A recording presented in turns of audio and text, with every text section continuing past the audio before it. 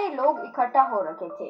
वहाँ एक मंत्री, मेरे प्यारे गाँव वासियों, अब तक जिस चीज के लिए लड़ रहे थे उसका परिणाम आ गया है। हमारे गांव से खानापुर तक रेलवे मार्ग लगाने की अनुमति सरकार ने दे दी है, लेकिन उसके लिए हमें अपने घर और जमीन का त्याग करना पड़ेगा, तब ही रेल मार्ग बनवा पाएंगे। आपको इस बात से मंजूर है?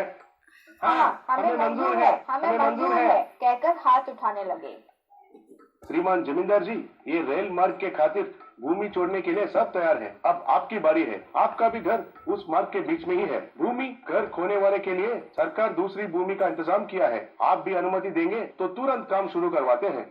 क्यों रे, पागल हो गए हो क्या? ये बेकार का रेल मार्ग के लिए मैं अपने घर को खो दूं? नहीं चलेगा, मतलब नहीं चलेगा। वैसे इन लोगों का छोटी सी झोपड़ी पट्टी है जो किसी काम का नहीं, लेकिन मेरा तो बहुत बड़ा महल है रे, उसे छोड़ने का सवाल ही नहीं उठता। चाहो तो प्लान बदल कर गाँव के बाहर से ट्रैक बनवा ले रेल मार्ग के लिए। अरे जमींदार जी, ऐसे करने से करोड़ों रुपए का बजट बढ़ जाएगा और छोटा या बड़ा घर की बात नहीं है जी। गाँव वालों के लिए, लोगों के लिए कुछ कर रहे हैं ना, वो सोचिए ना जी।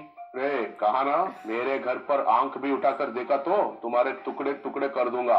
अरे यूँ नाराज मत हो जाइए जमींदार जी, अगर इतना अच्छा मौका हाथ से गवा दिया तो फिर से सरकार हमारी बात नहीं मानेगी। एक काम कीजिए, आपके घर को बिना कुछ किए आपके घर के नीचे से रेलवे ट्रैक बनवाएंगे, वहीं रेलवे स्टेशन भी बनवा लेंगे। कम से कम उसके लिए तो मान जाइए। मेरे घर के नीचे से रेलवे मार्ग बनाओगे, रेलवे स्टेशन भी बनाओगे, तो फिर मुझे हर महीना 50,000 का किराया भरना होगा। ऐसा होगा तो ही मानूंगा। मंजूर है, मंजूर है। इस तरह उसके घर के पास खुदाई शुरू हुई। उसे देखते हुए जमींदार, आहा, कितना खुश नसीब हूँ मैं। गांव में सब घर और जमीन चली गई है, लेकिन मेरा घर नहीं। ऊपर से मुझे यहाँ से कहीं भी जाना हो तो घर के नीचे ही रेलवे स्टेशन होगा, और तो और हर महीना किराया भी मिलेगा। I am a very lucky man, सोचा। आखिरकार उसके घर के नीचे से रेलवे स्टेशन की सुविधा प्रारंभ हुई। तभी से उसके सारे परेशानी भी प्रारंभ हो गई। सुबह हो या शाम या दोपहर, स्टेशन से आवाज आती थी तो वो बर्दाश्त नहीं कर पाता और अपने कान बंद कर लेता था।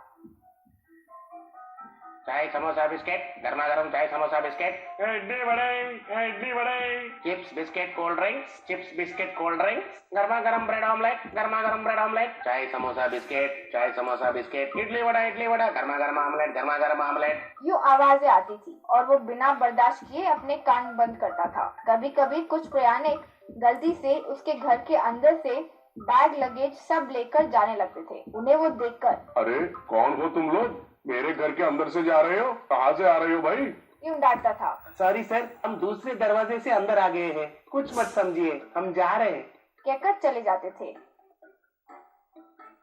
कभी कभार टीसी और कुछ कूली भी सामान उठाकर उसके घर के भीतर से जाते थे। वो देखकर वो बहुत क्रोधित हो जाता था और जब भी नीचे से ट्रेन जाती